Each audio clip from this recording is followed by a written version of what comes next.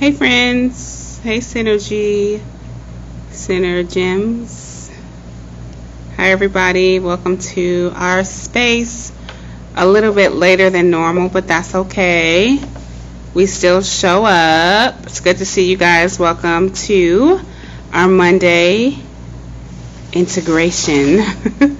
Our Monday check-in for the community, for the collective. Hey y'all, what's happening? Very grateful to be in community with you guys. It's later, it's not noon, it's later in the day, and I hope you guys have had an amazing Monday. TGIM, as I usually say, which is thank God it's Monday. My name is Maisha T. Hill. I am the guide here of Check Your Privilege, giving reverence to, as a black settler on Muwekma Ohlone land here in Oakland, California. Be sure to invite your friends because these lives are better when your friends are here with us, hanging out with us. I'm inviting some friends too. Invite your friends. Invite your friends. Let's get into and live into the work. We have to invite friends too because we know that Instagram, does what it does. All right, so again, if you know the land that you have settled on, you can go ahead and put it in the comments. Thank you, Carolyn, Tongaland. Hey, Katie, Portland, Oregon. I love it. Several others. I actually have been doing some research too. Hey, Jocelyn, my sister on Ohlone lands. Good to see all of you. So grateful. All right, so we do land reverence not to tokenize the practice, but to remember that colonization and decolonization is an ongoing process, and we want to tell the truth, the story of reconciliation, the story of how the Spanish and the European came and took the land from our indigenous brothers and sisters due to colonization and colonialism. And so let's get into our housekeeping because it's pretty late. And we are fighting the 3 pandemics, friends, which is COVID-19, racism, and mental illness or mental differences. Couple things here. What we do on this account is when we see folks that we don't agree with, we don't fight with them. We don't let them take our energy. We block, bless, and report. This is an account here where there are mostly black, brown, indigenous educators, so we don't censor whiteness here. You may want to ask about your faves, but we don't talk about your faves here. And I'm not going to name your faves. Done enough of that.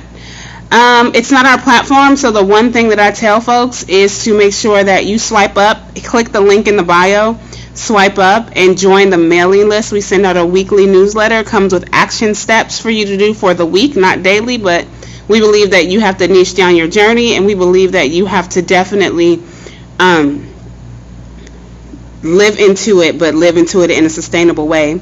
And lastly, the shame reminder, y'all. Bell hooks remind us that shame is one of the deepest tools of imperialist capitalist patriarchy because shaming leads to trauma, and trauma produces paralysis. That is by bell hooks and not Maisha T. Hill. So let us do this. I see someone right now. We're going to block, bless, and report because we want you to live your best life, but not here in this space and not with our community. Thank you, friend.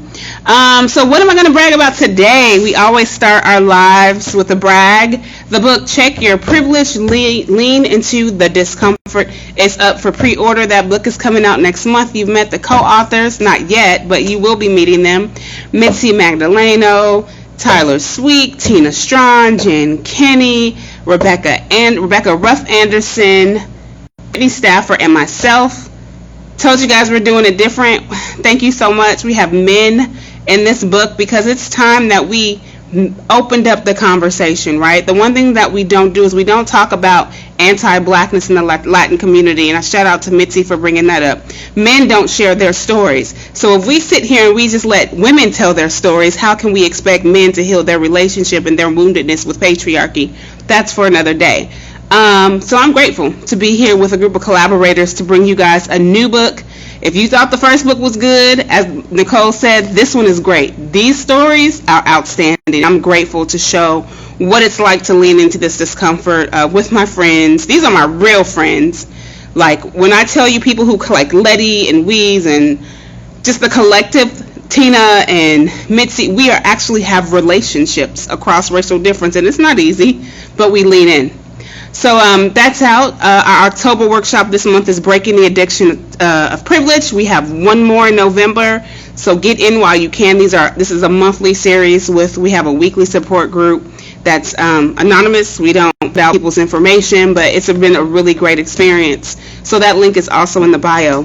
Wednesday, you guys know we don't go live here anymore, so on Wednesday, hang out with me on YouTube, and it also streams on our Facebook page. We're going to be talking with Candace Howe. She's a writer, a multimedia artist, a podcaster out of North Carolina. Her goal is to capture folks and stay inspired. So really excited to introduce you guys to Candace again on YouTube at noon and Instagram. All right, so let's get into this work this week. A couple of headlines before we go into impact, and we'll talk about that in a second. So let's talk about Jonathan Price. Jonathan Price was murdered 2 days ago. He tried to break up a dispute between a couple. The man assaulted him. Officers arrived at the scene. They tased him. They thought while he was convulsing, they shot and killed him. So you guys know what the call to action is, and I have a deeper call to action. If you see something, say something. Don't be a bystander to violence against black lives and black bodies.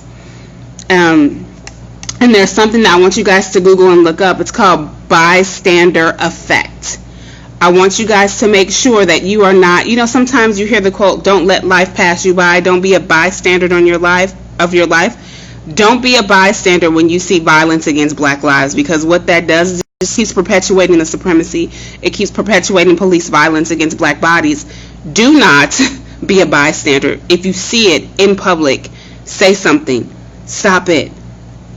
Do something, right? So there is a GoFundMe set up for Jonathan Price. His family has that set up to help prepare for his arrangements and just support right now. And then the officer involved is on administrative leave. Same narrative, same story. The officers are always put on administrative leave. Like, it's the systemic racism, and we got to defund the police. Bottom line, we have to defund them. Because if it's just going to keep happening. The systems and the policies were made this way. It was built this way. Like when you hear us as black and brown educators tell y'all it was built this way for a reason, it's been built like this since the slave patrols. The slave patrols were a man-made coalition of men who would go out with the use of black slaves as well. They would go out and they would go capture runaway slaves. And they would go out on patrol at night. And then after slavery, post-slavery, they will go out and enforce the racial laws of the land. But I'm not here for history tonight. But just remember, y'all, just don't be a bystander, and Google bystander effect so you can have an understanding of how that works and what that means. Even if you're prepared to stop and film the police, stop, film, and ask questions. Seriously, don't just stop and film. Stop, film, and ask questions. Some of those questions can be, what are you doing right now? Is that appropriate? Is that an appropriate use of force? Why do you have a gun drawn out? There's several questions that you can ask. And it's great to be able to stop and prepare to film the police, right? But if I see someone just filming, perfect example, I live in Oakland, California. I went out over by a barber shop, a nail shop, and a donut shop.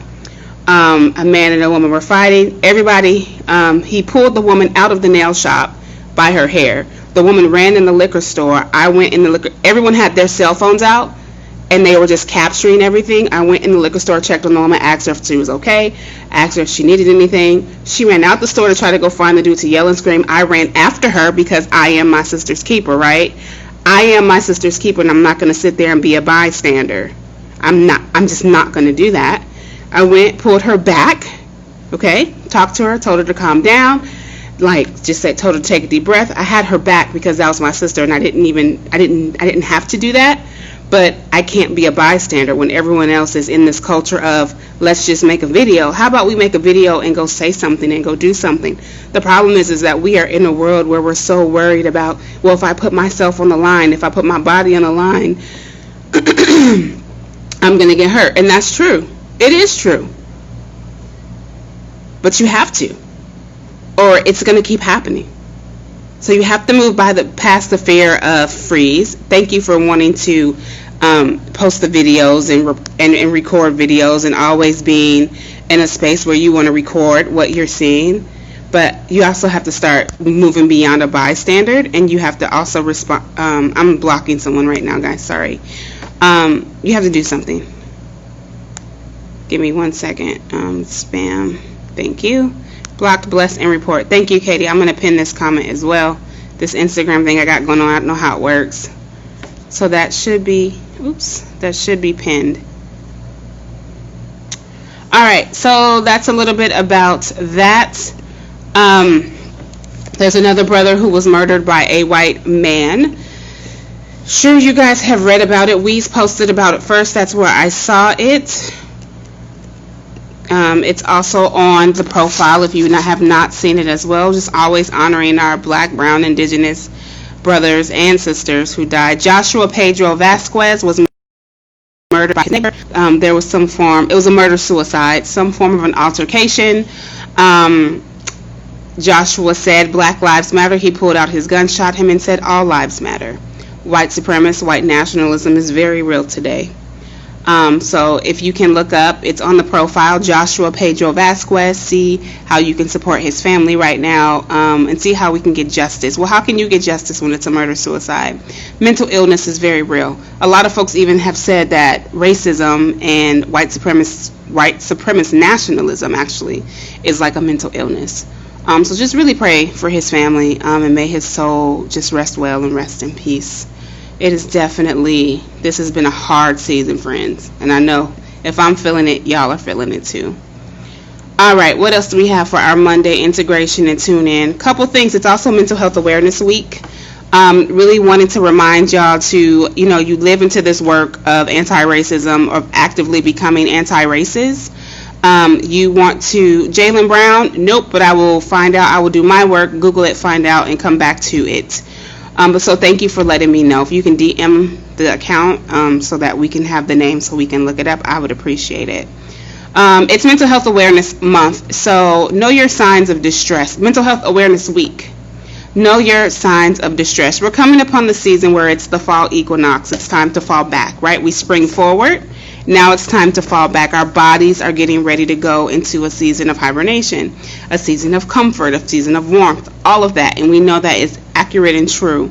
But it's also a season of seasonal effectiveness disorder, where some people's bodies shift and fall into a seasonal depression that is often triggered by anxiety. And I'm naming this because, again, it is Mental Health Awareness Week.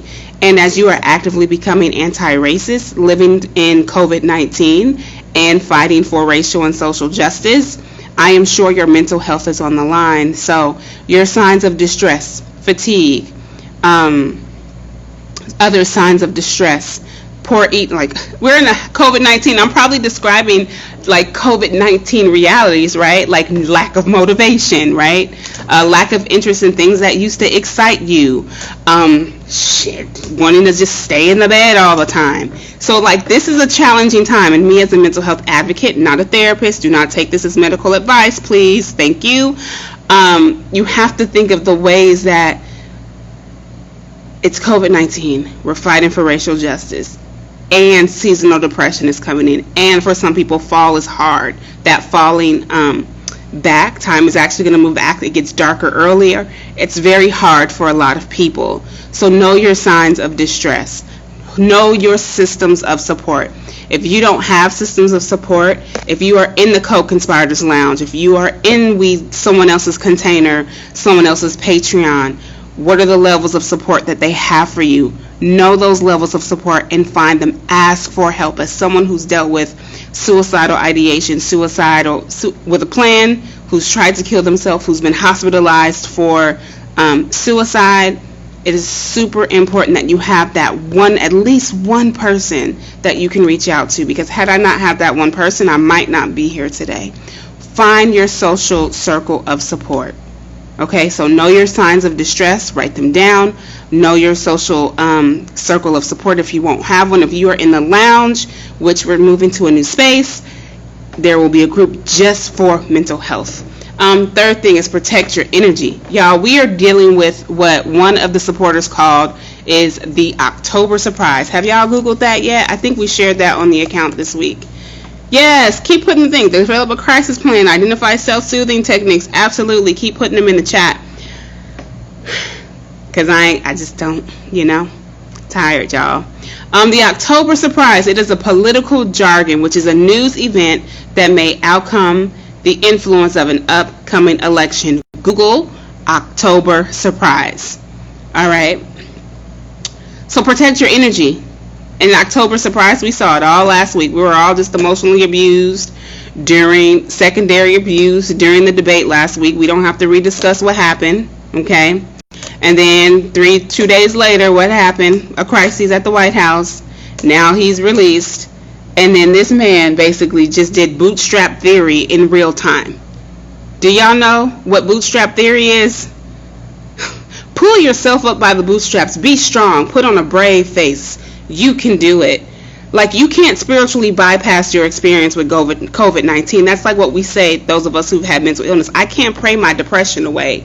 So I can't pray my COVID-19 away and pull myself up by the bootstraps. This man has access to world-renowned scientists. He's had doses of medications that no one in the general population, unless they're in a trial study, have access to. Do not take, even if you're listening and you vote for this person, please do not take his advice as medical advice, because you will not have the same outcome. You will not have the same outcome. So protect your energy. I'm working with, I'm not going to tell you which person, you're watching though. We've got a workshop coming up about protecting your energy with boundaries as an anti-racist ally, because it's a lot happening. And when you put yourself on the line and you put your energy out there, energy goes where attention flows. So if your attention is focused on October surprise, that's what we're going to start calling it around here. I'm not even going to name it. If you're focused on October surprise, just remember that person has access to resources that black, brown, and indigenous people of color do not have access to. So please, do not pull yourself up by the bootstraps. Do not think you can pray your COVID away. Just like you can't pray your depression away, just like you can't pray your anxiety away. You might be able to drink a green smoothie, exercise, and feel really good, but you still have to have the tools, the resources, and your Trinity to push you through. And that Trinity for you might be a circle of support or community, a therapist, and a coach. That's what I have. All right, so now we're going to get a little bit. I might bring Diane. You're here. I might bring you on. Let me know if you want to come on. Rhythm and impact. This is what we're calling this now. I used to come on and say, let's set intentions. That started to sound real white. I had to call myself in. We're going to do what's called rhythm and intentions. So one of the things that we as productivity and accountability coaches are known for is telling people, what is your daily schedule? We're in COVID-19. What is your daily rhythm? What is your day in that given day? Not even planning out for 90 days, because we can't do that no more because it's hella unrelatable. What is your rhythm of your day? And what is the impact it will make? So last week we would say, what is your intention for a week? How are you working to put your privilege in check? We're moving it into, what is your anti-racist rhythm of this week? And what does the impact of that rhythm look like? Not about intention setting, because good intentions get a lot of white folks in trouble. Let's just call it what it is. I had really good intentions when I told Susie that I thought her hair was fake. That is a microaggression, and that's not appropriate. What is your rhythm? What is the rhythm of your anti-racist journey this week, and what is the impact that you will hope that it makes? So for me, the rhythm for me is to only make sure that I'm only going live 3 times this week and impacting my community with words or with words of encouragement. I'm just making this up right now because I have to actually work on my rhythm and impact. But for those of you who are white passing, who aren't part of the Check Your Privilege collective of educators, actually, if you are watching and you're part of the collective of educators that come on and hang out and teach and guide here, what is your rhythm this week in your leadership journey, black and brown educators? And what is the impact that you hope it will make? And for those of you who are not part of the Check Your Privilege collective, but you are a white or white passing person, what is your rhythm as someone actively becoming anti-racist, and what is the impact that you hope it will make? I'm gonna wait.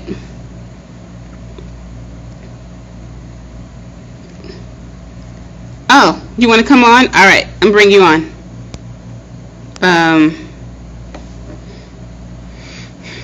I think you need to request because I don't know where the button is, because it feels like 9 o'clock, but it's only 8. Thank you. I really like this rhythm and impact. Absolutely. How do I bring you live? I'll report you if I do it this way. Copy link. Turn off questions. Maybe that's what it is. Thank you, Eden. You are a rural teacher and you're trying to navigate addressing racism in your professional community. How are you going to measure that impact? I love that. Why can't I bring you on? This sucks. Can you request to come on? Oh, don't cancel the live. Can you request to come on? Thanks, Jen. Y'all heard it here first. I'm about to make a meme as soon as I get off these internet streets with y'all. Rhythm and impact. Thank you. Katie, Katie said if you log out and log back in, it should let me pull you on. Oh, here it is. Oh, it won't let me do it either.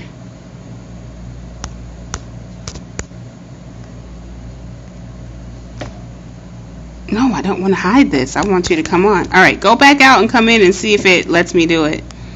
Nicole, you're doing the inner work to discern between discomfort and pain.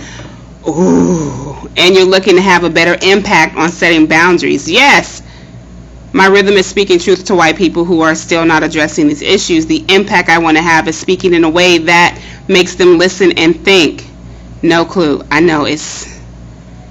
All right, so I will probably go live again so you can join. Get off the live and come back on. That's what they're saying. Games, yes, I love this. See, I love when the collective comes on. Rhythm starts with listening to my body, something that colonialism tells me not to do. Let me pin this comment right here. Here y'all go. That's from one of our sister educators in the collective. Jen is learning to discern good faith versus bad faith actors and saving my energy for engagement. Listen, you just keep posting those memes. The ones I see on Facebook. That's how I engage. Thanks, Jen. Ooh. Oh, okay, a new level of shadow ban. No comment. I believe it.